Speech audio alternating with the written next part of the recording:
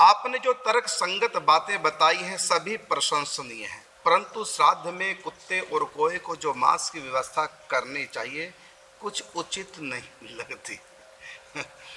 क्या इसके स्थान पर कुत्ते को दूध, रोटी और कोए को मालपुआ, पूरी आदि भी दे सकते हैं? बिल्कुल देनी ही चाहिए।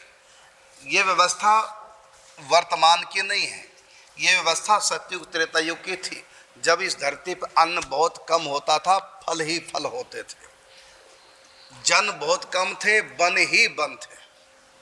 और सतयुग में कितने लोग थे जो फल भी नहीं करते, केवल जल वायु पे ही रहते थे और दूध पे ही रहते थे। फिर त्रेता युग में फलों पे रहना शुरू कर दिया।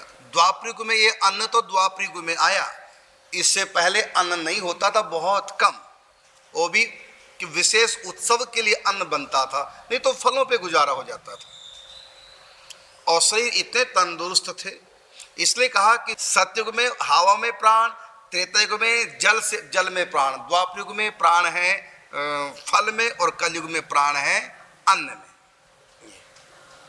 ये तो अन्न की व्यवस्था सतयुग में इतनी नहीं थी, केवल फल जल लेकर के जीवन गुजारा कर लेते थे।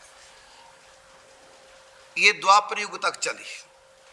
ये अन्न की धरती पे जो किसानी खेती ज़्यादा होने लगी, अन्न की उपज, ये तो बहुत बाद में। कलयुग में कह लो ये अन्न में प्राण है, कलयुग में अन्न की पैदाइश ज़्यादा होने लगी है। इससे पहले तो जंगल ही जंगल होते थे द्वापर युग तक, और फल से व्यक्ति गुजारा करता था, त्योहार के दिन ही अन्न का भोग लगता। तो ये उस समय की व्यवस्था थी। जब श्राद्ध करते तो कुत्ते को मांस खिलाते थे, कौवे को भी मांस खिला देते थे। ये प्राचीन व्यवस्था थी। लेकिन अब वो समय नहीं, समय के अनुसार परिस्थितियों के बदलते ही तो नियम कानून कायदे भी बदल जाते हैं। अब अन्न की व्यवस्था खूब है, अब क्यों मांस खिलाओगे? तो इसलिए अब नहीं, अब तो अन्न, दूध आदि कौवों को श्राद्ध की रोटी ही देनी चाहिए, मांस नहीं। क्योंकि भागवत जी में भी लिखा हुआ है कि श्राद्ध के लिए खरगोश का मांस लाए थे, खरगोश लाए थे। और भी हमारे पुराण में कई जगह कथा आती है कि श्राद्ध के भोजन के लिए मांस की व्यवस्था की गई। यहाँ तक कि राम जी ने भी ऐसी, हमने स्वयं पढ़ा, शायद अध्यात्म रामायण में या अद्भुत रामायण में, किस में मैंने पढ़ा, तो उसमें जय राम जी ने श्राद्ध किया जटायु का, गिद्धराज जटायु का, तो वहाँ मांस की व्यवस्था की।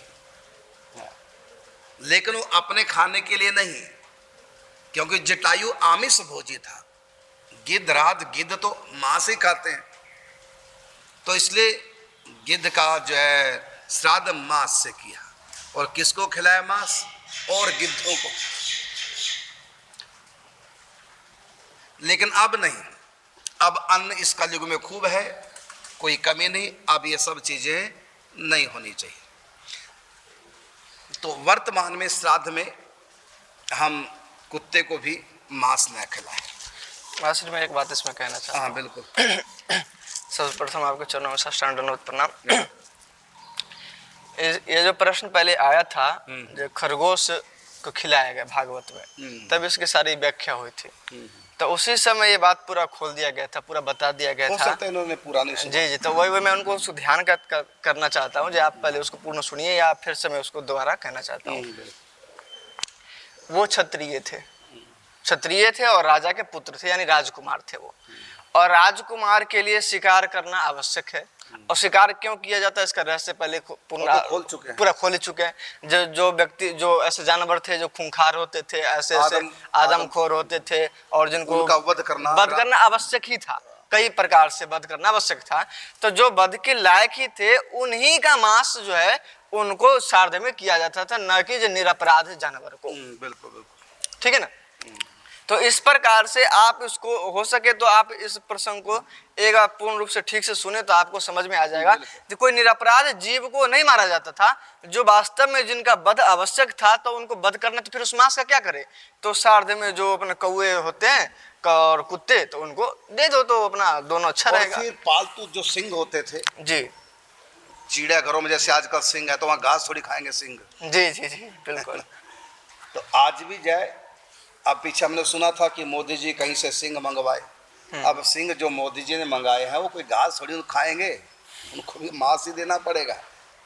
तो पहले ज़माने में सिंहों को जो पालते थे राजा, उनको मांस ही खिलाते थे। लेकिन हमको नहीं, हम लोगों के लिए तो प्याज लहसुन भी नहीं लेना चाहिए।